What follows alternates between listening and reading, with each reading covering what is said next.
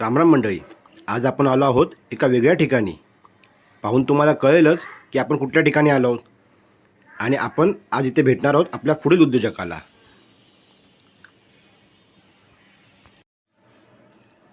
तर मंडळी, तुम्ही पाहूच शकता की सगळेजण इथे वर्कआउट करत आहेत. रामराम मंडळी, मी मराठी मुलगा सचिन. आज आपण आलो आहोत एका वेगळ्या ठिकाणी. मगाशी सुरुवातीला येताना तुम्ही व्हिडिओमध्ये पाहिलंच असेल की आपण कुठे आलो आहोत. पण मला तुम्हाला सांगायला आवर्जून आवडेल की गेली 4 ते 5 वर्ष मी या संस्थेची अटॅच आहे आणि त्या संस्थेचं नाव म्हणजे मेट्रो फिटनेस हब. आणि आज आपण भेटणार आहोत या मेट्रो फिटनेस हबच्या सर्वेसर्वा मनीष साळुंके सर. नमस्कार सर. नमस्कार. नमस्कार सर, तसं तर आपण रोजच भेटतो, पण आज मला खूप आनंद आहे कारण मी तुम्हाला भेटायला आलो ह्या काही वेगळ्या कारणासाठी. हो. आणि सर, तसं तर आपण म्हणजे 4-5 वर्ष तुम्हाला मी ओळखतोय, तुमचा बघतोय, पण आज मला आणि माझ्या प्रेक्षकांना जाणून घ्यायचं आहे की तुमचा फिटनेसचा प्रवास आणि मेट्रो फिटनेस हबचा आपला प्रवास कसा जायला आहे. नक्कीच मला सांगायला आवडेल. तर सर, फिटनेस इंडस्ट्रीमध्ये एक मराठी जिम ओनर म्हणून तुमचा प्रवास मला जाणून तर घ्यायचाच आहे. पण सर, मला आणि माझ्या प्रेक्षकांना, आमच्या प्रेक्षकांना तुमच्या या प्रवासाबद्दल सांगाल का? नक्कीच नक्कीच सांगेल. तर सर, याआधी तुम्ही वेगळ्या फील्डमध्ये कार्यरत होतात. या इंडस्ट्रीमध्ये तुमचं काही फॅमिली बॅकग्राऊंड होतं का सर? नाही सचिन, ॲक्च्युली माझे वडील स्वतः एक डायमेकर होते आणि त्याच्यानंतर माझी 12वी झाल्याच्या नंतर, माझं काही शिक्षण जिमचं 12वीच आहे. 12वी झाल्याच्या नंतर मी डिझेल मेकॅनिकलचा कोर्स केला. मी 4-6 वर्ष तिथे काम केलं, 6-7 वर्ष तिथे काम केलं. सर, तुमचं हे फील्ड टोटली वेगळं आहे म्हणजे.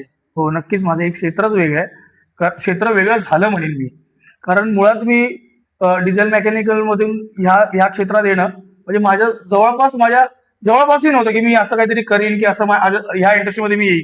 व्यायामाची आवड मला पूर्वीपासून आहे. तर आपलं एक असतं मराठी मुलांचं, 10वी झाली की MSCIT आणि वर्कआउट, व्यायामशाळेत जाऊन व्यायाम करणं. एक MSCIT चा कोर्स करणं आणि व्यायामशाळेत जाऊन व्यायाम करणं, हे तर आपल्या एक मराठी घरामध्ये एक ठरलेलं आहे. तसं माझा व्यायाम तर चालू होता, पण माझा व्यायाम नियमित होता, एकदम नियमित होता. मी 10वी झाल्याच्या नंतर, जवळजवळ कामाला लागल्याच्या नंतरही कितीही उशीर होऊन दे, 10 वाजून दे, 11 वाजून दे, तेव्हा एक जिम होती आपल्या जोगेश्वरीमध्ये, ती 11 पर्यंत चालू असायची. मी शेवटच्या 10 ते 15 मिनिटात जाऊन देखील मी वर्कआउट करायचो. त्या वर्कआउटची आवड होती. तर मग सर, जो तुमचा पर्सनल फिटनेस मध्ये जे इंटरेस्ट जो आहे, तो तुमचा फिटनेस इंडस्ट्री ओनर पर्यंत कसा गेला? हा प्रवास थोडासा ना खूप सांगण्यासारखा आहे.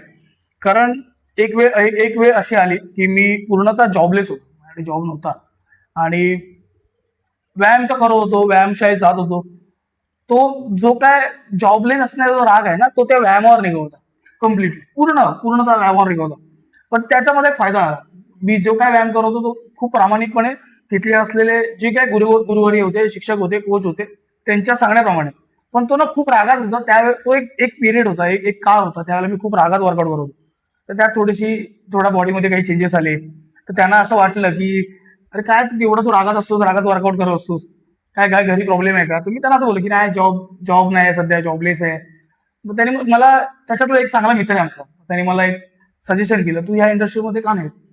ही इंडस्ट्री कोणती, ह्याच्यामध्ये काय? तर मला सांगितलं नाही, ह्याच्यामध्ये ट्रेनर म्हणून, फिटनेस कोच म्हणून आपण असं सर्टिफिकेशनचे कोर्स असतात. मला थोडासा अंदाज आला की हा. मग मी इन्क्वायरी करायला चालू केली. इन्क्वायरी केल्यानंतर मला तेव्हा समजलं की हा असा कोर्स एक आहे, ज्या खूप चांगल्या मोठ्या इन्स्टिट्यूट आहेत, जे मुंबईतल्या नामांकित इन्स्टिट्यूट आहेत, ज्यामध्ये हे कोर्स होतात. मग मी तिकडे जाऊन इन्क्वायरी केली आणि ऍडमिशन घेतलं. पण मी ऍडमिशन घेतलं ना, त्या दिवशी त्या इन्स्टिट्यूटमध्ये पाऊल ठेवलं. त्या दिवशी मी ठरवलं होतं की ज्या दिवशी मी या इंडस्ट्रीत पाऊल ठेवीन, त्या दिवशी मी या इंडस्ट्री पार करून नाही. आणि सर, तुम्ही तुमचा हा शब्द खरा करून दाखवला. नक्कीच. मग ज्या वेळेला हा कोर्स माझा झाला पूर्ण, मग मी एक दोन कोर्स केले. मग त्याच वेळेला अरे आता जॉब तर कसं, म्हणजे इथे जॉब कुठे भेटणार? कारण ज्या काही लोकल जिम होत्या, छोट्या जिम होत्या, ज्या छोट्या नाही म्हणता येणार, पण आमच्याकडे त्या तेवढ्यासारख्या जिम, पण तिथे ट्रेनर तसे नव्हते, म्हणजे ट्रेनर अशी प्रथा नव्हती. मग इथे मोठ्या इंडस्ट्री कशा असतात. मग मला त्या इन्स्टिट्यूटमधूनच सांगण्यात आलं की तुम्ही अशा अशा जिममध्ये जा. आणि मला माझ्या लाईफचं, मी स्वतःला खूप नशिबवान समजतो की मला एक मोठी जिम, नामवंत जिम मला भेटली आणि तिथून माझा खरा प्रवास चालू झाला फिटनेस इंडस्ट्रीचा. अरे वा. आणि तुमच्या सुरुवात म्हणजे तुमच्या जी बिझनेसची सुरुवात किंवा व्यवसाय सुरुवात इकडनं सुरुवात झाली? हो. मी ज्या वेळेला जिम मध्ये कामाला लागलो त्यावेळेला एक जनरल ट्रेनर म्हणून मी कामाला होतो. मग एक प्रोसेस असते की 6 महिन्यानंतर, वर्षभरानंतर तुम्हाला एक जिमचा, त्या जिममध्ये 200-300 जे काही मेंबर्स येतात त्या मेंबर्सना सगळ्यांना तुम्ही अटेन्शन द्यायचं, कसा फ्लोअर मेंटेन केला जातो, कसा प्रत्येक जण कसा वर्कआउट करतो, क्लायंटशी कसं बोललं जातं, त्याला क्लायंट रिलेशनशिप मॅनेजमेंट हा एक आपल्याकडे प्रकार आहे. तो प्रकार तुम्हाला शिकायचा असतो. पण माझा थोडाफार टॉकेटिव्ह स्वभाव असल्यामुळे माझं सगळ्या क्लायंटशी व्यवस्थित जमायचं. आणि मुळात मी जसं तुम्हाला सांगितलं की मला या क्षेत्रात फक्त उतरायचं नव्हतं. मी ज्या पहिल्या दिवशी ठरवलेलं की या क्षेत्रात ज्यावर्षी उतरीन त्या अशी पार ते क्षेत्र तरुण करेन. तर मी ज्याला चालू केलं शिकवणं त्यावेळेला बरेचसे क्लायंट्स मला येऊन विचारत होते, तू आम्हाला पर्सनली शिकवशील का? आणि मी पर्सनल ट्रेनिंग घ्यायला लागलो आणि आज माझी स्वतःची जिम आहे. हो सर. आणि ते तुम्ही करून दाखवलं. पण सर तुम्ही थोड्या वेळ तुम्ही बोललात की पर्सनल ट्रेनिंग, पण त्याआधी तुम्ही बोलला होतात की तुम्ही एक फ्लोअर ट्रेनर म्हणून होतात. तर फ्लोअर ट्रेनर पासून पर्सनल ट्रेनिंग पर्यंत हा प्रवास तुम्हाला सांगाल का? नक्कीच. फ्लोअर ट्रेनर एक कन्सेप्ट कशी आहे की तुम्ही 200 ते 300 मेंबरला एका वेळेला त्यांना जाणं, त्यांच्याबद्दल वर्कआउट डिस्कशन करणं, त्यांना सांगणं, चुकीचं कोण वर्कआउट करतंय ते बघणं, जिमचा डिसिप्लिन बघणं, हे फ्लोअर ट्रेनर म्हणजे जनरल ट्रेनरचं एक काम असतं. पण त्याचबरोबर एक पर्सनल ट्रेनर म्हणजे काय असतो, त्याच्याकडे एक अनुभव असतो चांगला, त्याच्याकडे शिकवण्याची एक वेगळी कला असते. काही वर्कआउट्स असतात जे त्या ट्रेनरची खासियत असते पर्सनल ट्रेनरची. पण ना मुळात ते कसं झालं, माझे बरेचसे पर्सनल ट्रेनर मित्र होते, त्यात माझे गुरु होते. मी सांगेन, मी नक्कीच त्यांचं, मला आवडेल त्यांचं नाव घ्यायला, स्वप्नील सर. त्यांनी मला मुळात त्या वेळेला त्या फ्लोअरला योग्य वेळी मार्गदर्शन केलं. आणि त्या मार्गदर्शन करत असताना माझ्याकडे स्वतःहून काही क्लायंट अप्रोच होत होते, विचारत होते, तुम्ही माझ्याकडे आमची पर्सनल ट्रेनिंग घ्याल का? मॅनेजरला जाऊन बोललो की मला क्लायंट अशी विचारतात. मॅनेजरने सांगितलं मला, आपला नियम आहे की 6 महिने तरी पर्सनल ट्रेनिंग नाही होता येणार. मग क्लायंटचाच एक दिवस ग्रुप करून दोघं-तिघं जाऊन बोलले की आम्हाला मनीषकडून ट्रेनिंग घ्यायची आहे. आणि माझ्या सरांनी पण मला सांगितलं की हो, तो नक्की चांगला शिकवतो, तुम्ही त्याला अपॉर्च्युनिटी द्या. आणि खूप कमी वेळामध्ये मला ती अपॉर्च्युनिटी भेटली पर्सनल ट्रेनिंगची. आणि मला त्याच्यानंतर तो एक अनुभवच घेता आला की कसं शिकवतात, पर्सनल ट्रेनिंग काय आहे. मला बऱ्याच जणांनी त्यावेळेला मदत केली. तुम्ही म्हणालात की फार कमी वेळात मी पर्सनल ट्रेनर झालो, पण हा कमी वेळ म्हणजे किती महिने झाले सर? साधारणतः सचिन सर, कसं आहे ना, 6 महिन्याचा एक कालावधी असतो जो तुम्हाला, जसं की तुमच्या प्रत्येक कंपनीमध्ये असतो 6 महिन्याचा प्रोबेशन पिरियड, तर त्याच प्रकारे 6 महिन्याचा आमचा एक फिटनेस ट्रेनर लोकांचा प्रोबेशन पिरियड असतो. त्याच्यानंतर तुम्हाला तो मॅनेजर बघतो, तुमच्या ट्रेनिंगचा प्रकार बघतो, तुम्ही कशी शिकवता, तुमचं नॉलेज बघतो, त्याच्यात तुम्हाला पर्सनल. पण माझे रिकमेंडेशन क्लायंट थ्रू आणि माझ्या सरांथ्रू झाल्यामुळे मला अवघ्या 3 महिन्यातच मला पर्सनल ट्रेनर म्हणून तळवकरमध्ये करण्यात आलं. क्या बात आहे सर. म्हणजे 6 महिन्यापेक्षा निम्म्या वेळात तुम्ही तुमचं ही अचिव्हमेंट केली. आणि त्यातून सर तुम्ही म्हणजे तुमचा आम्ही हा ग्रोथ पाहतच आहोत आणि त्यातून आम्हाला जाणवतं देखील की तुम्ही खूप यशस्वीपणे या क्षेत्रात आहेत. पण सर मला एक जाणून घ्यायला आवडेल की म्हणजे जनरल ट्रेनर पासून, फ्लोअर ट्रेनर पासून, पर्सनल ट्रेनर पर्यंत आणि आता मेट्रो फिटनेस हब, हा प्रवास मला जाणून घ्यायचा. सर, मेट्रो फिटनेस हबला तुम्ही कधीपासून सुरुवात केलीत, कशी इथे अचिव्हमेंट केलीत, कुठनं सुरुवात झाली? मला सांगायला आवडेल. मी ज्या वेळेला मेट्रो फिटनेस हब चालू केली त्याच्या आधी एक थोडा पॅच होता. त्या पॅचमध्ये मी फ्रीलान्सिंग करत होतो. फ्रीलान्सिंग काही क्लायंट होते, त्यांना मी घरी जाऊन शिकवतो, काहींना बाहेर जिम मध्ये जाऊन शिकवतो, काही माझे दुसरे नवीन क्लायंट्स म्हणले होते ते शिकवतो. पण ना ते चालू असताना एक असा सगळ्यांसाठीच, आपल्या अख्ख्या जगासाठी एक असा पिरियड आला जिथे जग थांबलं. तर तो म्हणजे कोविडचा पिरियड आला. अरे हो. कोविडच्या पिरियडमध्ये सगळेच, म्हणजे माझे मित्र पण होते जे मला सांगत होते की अरे आपलं काय होणार, कारण कोविड हा असा आहे जो समोरासमोर आल्यावर विषाणू पसरत होता. बरोबर आहे सर. आणि ही ट्रेनिंग इंडस्ट्री, फिटनेस इंडस्ट्री अशी आहे जी शिकवताना, तुम्ही जिम मध्ये असताना तुम्ही सगळे एकमेकांच्या जवळ असतात. तो गर्दीचा एक एक जमाव असलेला आहे. हो. आणि सरकारकडून तर जमावावरती बंदी होती, जास्त. त्यामुळे तर जिम ओपन असणं शक्यच नाही. हम्म. सगळं जग थांबलेलं होतं. करायचं काय, घरी लोकांनी वर्कआउट चालू केलेला, पण एक काही कालांतरानंतर ना त्या बऱ्याचशा गोष्टीवर डिप्रेशन यायला लागलं लोकांना. सारखं सारखं तेच होत आहे, त्या चार भिंती. मला पण तेच झालं. त्या 2-3 महिन्याच्या कालावधीनंतर माझे मित्र होते, जे माझे खूप चांगले मित्र आहेत, जे आज माझ्या त्या इंडस्ट्रीमधले खूप प्रतिष्ठित ट्रेनर आहेत, खूप प्रतिष्ठित कोच आहेत. तर त्यांच्याशी माझं दररोज बोलणं असेल, दररोज. एक दिवस असं नाही की मी बोलत नव्हतो. तर त्यावेळेला माझं बोलणं झालं की आता काय केलं पाहिजे आपण. हम्म. बऱ्याच जणांचं मत असं होतं की आपण ही इंडस्ट्री सोडूया, आपण दुसरं काहीतरी करूया. आपण काहींनी असं केलं की आपण डेटा एंट्रीचं काम करूया काय. काहींनी असं ठरवलं की आपण दुसरी काहीतरी सेल्समध्ये आपण करू का. पण अजून एक त्यामध्ये माझे खूप चांगला मित्र आहे, ज्यांना ते माझे असे 3-4च मित्र आहेत त्या इंडस्ट्रीमध्ये, जे गुरुवर्य टाईप. त्यांनी मला सांगितलं की मनीष नाही, आपण इंडस्ट्री सोडायची. पक्क झालं की इंडस्ट्री सोडायची. मग सोडायची ना, मग काय करायचं. मग एक दिवस असा बसले असताना दिवसभरात मी माझ्या क्लायंटची व्हिडिओ कॉलवरती बोलत होतो. तर बोलत असतानाच ठरवलं आम्ही दोघांनी की आपण एक ऑनलाईन ट्रेनिंग चालू करूया. विश्वास नाही करणार तुम्ही, मला नाही माहिती बाहेर काय चाललेलं, पण मला असं वाटतं की मी पहिला असेल कदाचित अख्ख्या लॉकडाऊनमध्ये. ट्रेनर इंडस्ट्रीमध्ये तरी खूप गडबड सगळी चालू होती आमच्या फिटनेस इंडस्ट्रीमध्ये. खरंच खूप दयनीय अवस्था होती लोकांची. आणि करत होते लोक, थोड्या प्रमाणात काय ना काहीतरी स्वतःचा कसा ना काहीतरी करत होते.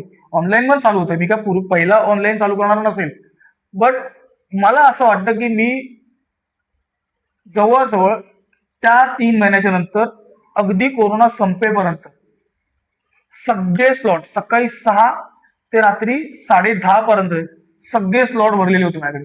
सगळ्या स्लॉटला माझे क्लायंट होते. मी एक सोसायटीचा रूम त्यासाठी भाडेतत्त्वावर घेतलेला की तिथे जाऊन ऑनलाईन शिकवायचं. अरे वा सर, म्हणजे तुम्ही तुमच्या या कोविड काळात देखील तुम्ही तुमच्या निर्णयावरती ठाम राहिलात.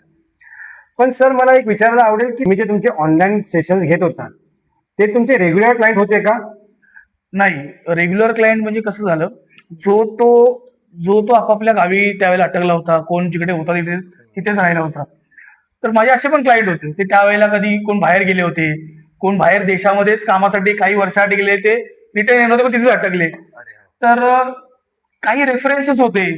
काही माझ्याकडे एक अशी पण क्लायंट होते ज्यांच्याकडे कोणी सिस्टर आहे जी डिप्रेशन मध्ये आहे, की माझ्या बहिणीला नाही सुचत काय डिप्रेशन होतं. मी त्यांना सजेस्ट केलं की नाही, आपण वर्कआउटचं ना आपण चालू करू का काही, की काउन्सिलिंग टाईप.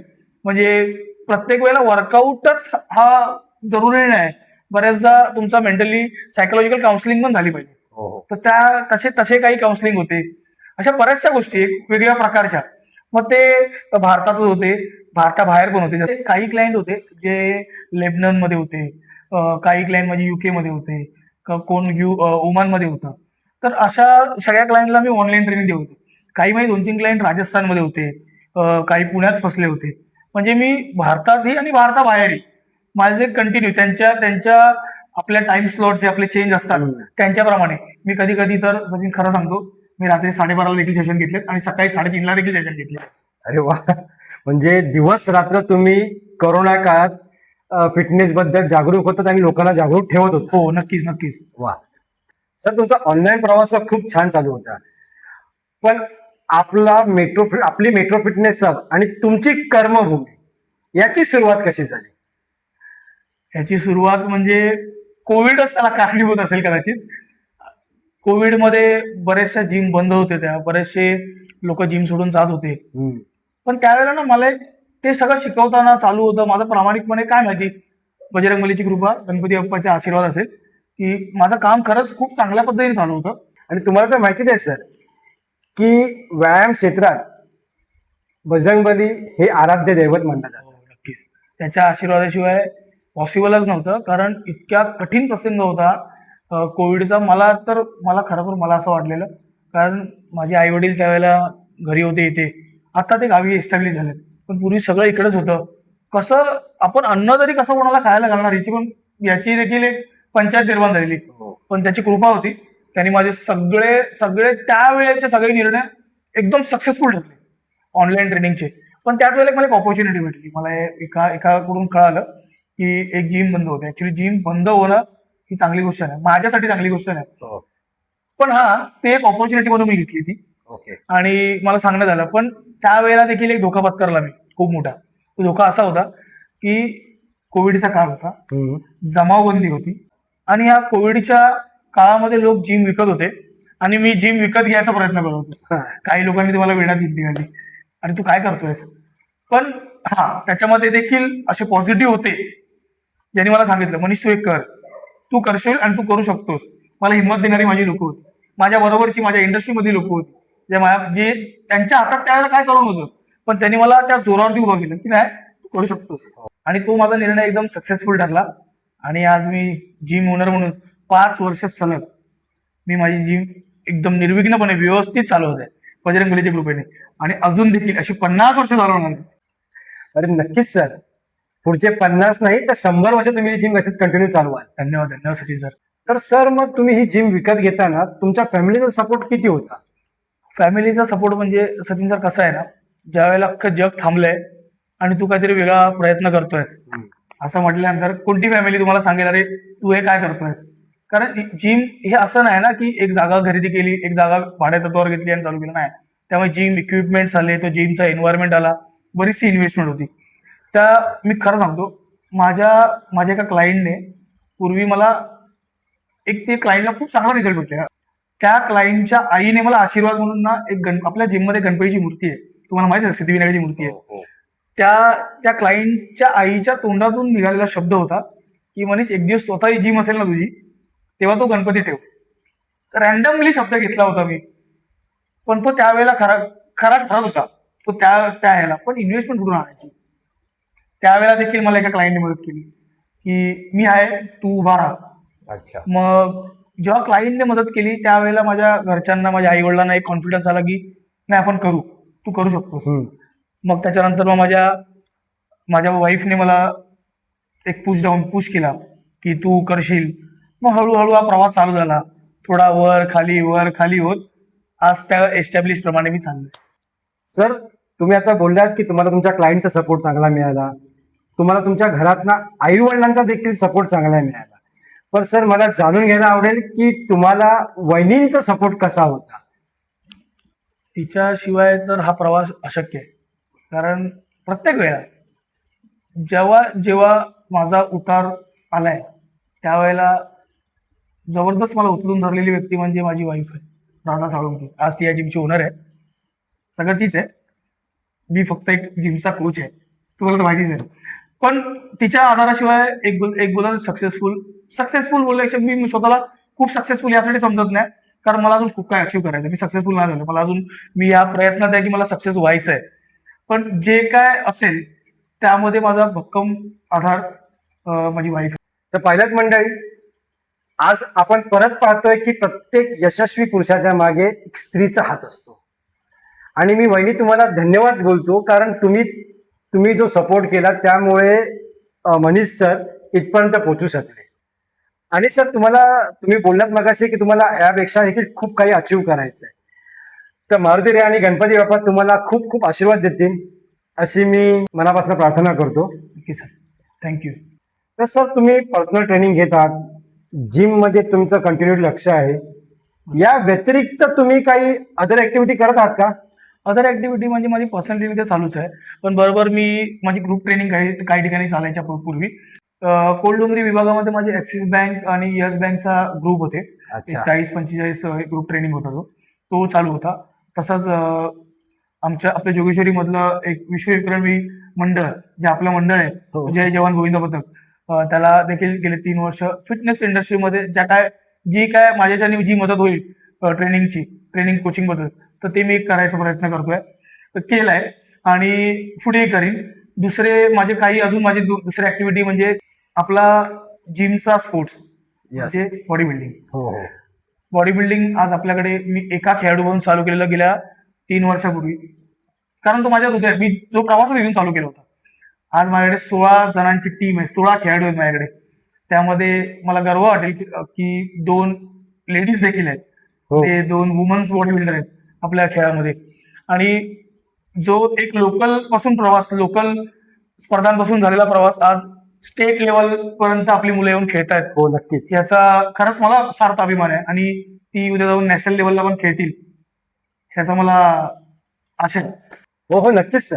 पण सर तुम्ही आता थोड्या वेळ बोललात की आपल्या 2 महिला खेळाडू या एक स्टेट लेवल पर्यंत पोहोचल्या हा. आणि त्या मागे देखील तुमचा हात आहेच. सर त्याबद्दल तुमचं खूप खूप अभिनंदन की तुम्ही अशा महिला खेळाडू घडवत आहात. सर तुम्ही महिला खेळाडूंना सपोर्ट करत आहात, प्रोत्साहन दिलं आहात. पण आपल्या या सोसायटीमध्ये अजूनही लोकांचं असं मत आहे की महिलांनी किंवा स्त्रियांनी बॉडी बिल्डिंग क्षेत्रामध्ये उतरू नये. तरी देखील तुम्ही त्या क्षेत्रात त्यांना उतरवलं, एक स्टेट लेवलपर्यंत घेऊन गेलात. तर मला माझ्या महिला प्रेक्षकांना सांगावं वाटेल की त्यांना तुमच्याकडनं काही संदेश मिळेल का? नक्कीच नक्कीच. मुळात बॉडी बिल्डिंग हा पुरुषांचाच खेळ आहे असं आतापर्यंत सगळ्यांनी मान्यता आतापर्यंत तीच आहे. पण असं गरजेचं नाही. बाहेर जे वातावरण चाललंय, स्त्री सबलीकरण, स्त्री शक्तीकरण जे काय, तर ती पण एक ताकदच आहे. तुम्ही त्या स्त्रीचा कम्प्लिटली मोटिव्ह पूर्ण चेंज करताय. आणि त्याच्यामध्ये समजा स्त्री त्याच्यामध्ये ग्रोथ झाला, त्यामध्ये ग्रोथ होत असेल तर साहजिकच आहे तुमच्याकडे ते स्पोर्ट्स आहे आणि त्या स्पोर्ट्समध्ये जर स्त्रिया असतील तर त्यांना तुम्ही प्रोत्साहन दिलं पाहिजे. नक्कीच त्याच्यामध्ये देखील तुमच्या घरच्यांचा पूर्ण पाठिंबा मिळूनच, कोणालाही जोरजबरदस्ती नाही, तो पाठिंबा मिळून त्यांना जर घरच्यांचा पाठिंबा असेल तर आपण त्यांना पुढे प्रोत्साहन दिले. आणि मी फक्त प्रोत्साहन द्यायचं काम केलं, त्यांची मेहनत आहे त्यामागे. तर पायलट मंडळी, आतापर्यंत आपण पाहत होतो की या क्षेत्रामध्ये फक्त पुरुष वर्गच होता, पण तसं नाही. मेट्रो फिटनेसच्या 2 महिला खेळाडूंनी स्टेट लेवलपर्यंत जाऊन ही मान्यता पूर्णपणे खोडून टाकली आहे. आणि मंडळी तुम्हाला मला सांगावं आवर्जून आवडेल की जर तुमच्या घरात देखील अशा काही स्त्रिया, तुमच्या पत्नी, तुमच्या बहिणी किंवा तुमच्या घरातल्या कुठलीही स्त्री ज्यांना या फिटनेसबद्दल आवड असेल तर त्यांना तुम्ही सपोर्ट करा आणि या क्षेत्रात महिलांना देखील जास्तीत जास्त भरारी घेऊ द्या. तर सर आत्ताचं यंग जनरेशन, कॉलेज स्टुडंट किंवा पुरुष वर्ग हा फिटनेसच्या बाबतीत खूप जागरूक आहे आणि आता तो होत आहे. पण आपल्या घरातील स्त्रिया, घरातील ज्या आपले आई बहिणी ज्या आहेत त्या अजूनही या फिटनेस बाबत त्या जागरूक नाही आहेत. तर ॲज अ फिटनेस ट्रेनर म्हणून तुम्हाला आमच्या महिला प्रेक्षक वर्गांना काही सांगायचा किंवा संदेश देता येईल की जेणेकरून त्या फिटनेस बद्दल जागरूक होतील? नक्कीच. मला निश्चित सांगायचं आहे, कारण कसं आहे ना, आपल्याकडे अजून देखील जिम मध्ये मुलांनी जायचं. हो. हा. आणि जर समजा लेडीज जात असेल जिम मध्ये, एखादी जात असेल, अरे काय करणार, तिकडे जाऊन ट्रेडमिलवरती धावायचं आहे का फक्त, त्यापेक्षा वॉकला जा, कशाला जिमला जायचं, असे बरेच किती 17-60 प्रश्न असतात घराकडूनच. मला प्रत्येक महिला प्रेक्षकांना आपल्या सांगायला आवडेल की आता प्रत्येक 10 महिलांपैकी 5 ते 4 महिलांना पीसीओडी पीसीओचे आजार आहेत. आणि ते आजार पुढे जाऊन कोणत्या आजारात अजून रूपांतरित होतील हे सांगता येत नाही. ह्याचं कारण आहे की वेळेत न झोपणं, पूर्ण दिवसाची दिनचर्या, काही जंक फूड खाणं, या सगळ्या गोष्टी त्यामध्ये आल्या. ह्याच्यावरती मात मिळवते, ह्याच्यावरती मात फक्त एकच आहे, ते म्हणजे तुमचा शारीरिक व्यायाम असणं. शारीरिक व्यायाम तुम्ही कसाही करा, घरी करा, बागेत करा, मैदानात करा, जिम मध्ये करा, पण शारीरिक व्यायाम खूप गरजेचा आहे. तर सर तुम्ही आता म्हणालात की प्रत्येक स्त्रीने व्यायाम करायला हवा, तो मग त्यांनी कुठे मैदानात करावा, बागेत करावा किंवा घरी करावा. पण मग त्या स्त्रियांनी जिम मध्येच काय, ते तर कुठेही करू शकतात ना? चांगला प्रश्न आहे. बघा सर, शाळा तर आपण ऑनलाईन पण शिकू शकतो, तसंच पण आपण शाळेत जातो ना, शाळेत पाठवतो का? कारण सर तिकडचं ऍटमॉस्फिअर. Your right, perfect. ऍटमॉस्फिअरच सगळ्यात जास्त मॅटर करतो. ओके. कारण तिकडे असणारा प्रशिक्षक, तिकडे असणारा तुमचा तो गुरु, प्लस तिकडे होणारे तुम्हाला एक जिम बडी कोण भेटले की त्या जिम बडीवर तुम्हाला एक पुश भेटतो की एक्स्ट्रा वर्कआउट करून घेणारं, त्या ऍटमॉस्फिअर मध्ये जाणं, त्या ऍटमॉस्फिअर वर्कआउट तुमचं होतो, तुम्हाला घरी होत नाही. दोन काहीतरी केलं नाही केलं, आज केलंय उद्या नाही करणार. एक आपल्या मध्यम वर्गाची गोष्ट असते ना की आपण पैसे भरलेत, आपण गेलं पाहिजे, आपण जाणार तर आपण वर्कआउट करणार, जाणार तर रिझल्ट भेटणार. तर ते सगळ्या आहेत ना, ह्या सगळ्या गोष्टी लाईनअप आहेत आणि हे सर्कल तसंच जुळून येतं. त्यामुळे तुम्हाला जिम मध्ये जाणंच गरजेचं आहे. काही गोष्टी ह्या तुम्हाला घरी नाही करता येणार कारण तुमच्याकडे तेवढं इक्विपमेंट नाहीये. नो डाऊट तुमच्याकडे योगा आणि बऱ्याचशा अशा गोष्टी आहेत ज्या करता येतील, पण काही प्रत्येक गोष्टीला एक लिमिटेशन आहे. आणि जिम मध्ये आहे ना सर, योग्य प्रशिक्षण तुम्हाला भेटतं. हो. तिथे तुमच्या ज्या काही समस्या आहेत तुम्हाला त्या बोलता येतात, तुम्हाला सांगता येतात. त्या समस्या तुमच्या ज्या समस्यांवरती निवारण तुम्हाला करता येईल. तुमचे ज्या काही शरीराबद्दल ज्या काही तुमच्या समस्या आहेत तो तुम्हाला बोलता येतील, तुम्हाला सांगता येतील. त्याबद्दल त्याच्यावरती तुम्हाला वर्कआउट करता येईल. तर यासाठी तुम्हाला जिम मध्ये येणं खूप गरजेचं आहे. हा जो आपला जो वर्कआउट आहे हा सगळा मसल्स आपल्या बोनशी निगडीत असतो. कसं आहे ना, एखादा जरी मसल स्पॅझम झाला की मसल पुल झाला तर पूर्ण बॉडी पूर्ण शरीर तुमचं इफेक्टेड होऊ शकतो. तर यासाठी तुम्हाला योग्य प्रशिक्षकाच्या अंडरच प्रशिक्षण घेणं गरजेचं आहे आणि त्यासाठी तुम्हाला जिम मध्ये येणं खूप गरजेचं आहे. हो सर, खरंच खूप गरजेचं आहे.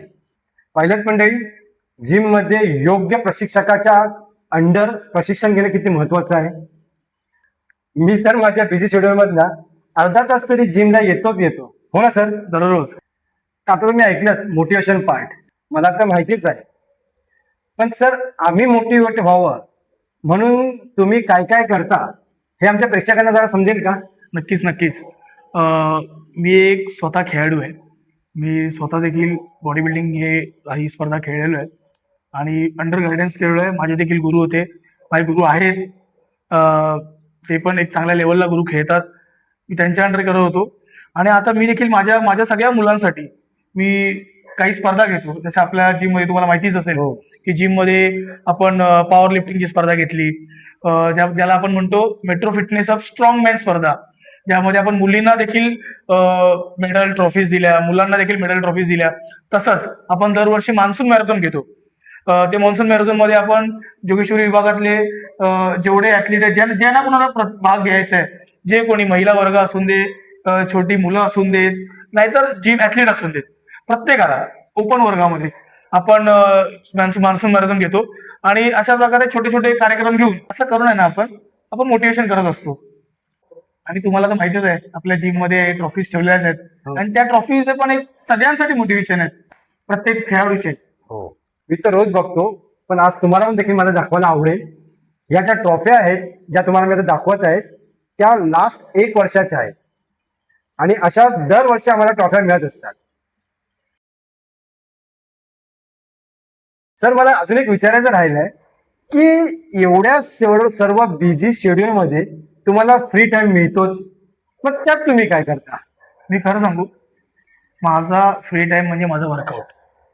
जेव्हा कधी मला फ्री टाइम भेटतो मी फक्त वर्कआउट आणि माझं न्यूट्रिशन आणि झोप, माझी झोपेची आणि खाण्याची आणि वर्कआउटची, या 3 गोष्टी माझ्या फ्री टाइम मध्ये चालू असतात. अच्छा, तर सर म्हणजे तुमच्या लाईफ मध्ये जसं अन्न वस्त्र निवारा आहे तसं तुमच्या ह्या 3 गोष्टी महत्वाच्या आहेत: न्यूट्रिशन, वर्कआउट आणि झोप. नक्कीच. हो. तर पाहिलं मंडळी, फिटनेस इंडस्ट्री ही देखील एक व्यवसायाचं स्कोप आहे आणि आज आपण या व्यवसायातील जिद्दी आणि यशस्वी उद्योजकाला भेटलो आहोत. याला उद्योग किंवा व्यवसाय नाही म्हणता येणार, हे एक सेवाव्रत आहे आणि सेवाव्रत म्हणण्यापेक्षा ही एक गुरुशिष्य परंपरा आहे. हो ना सर?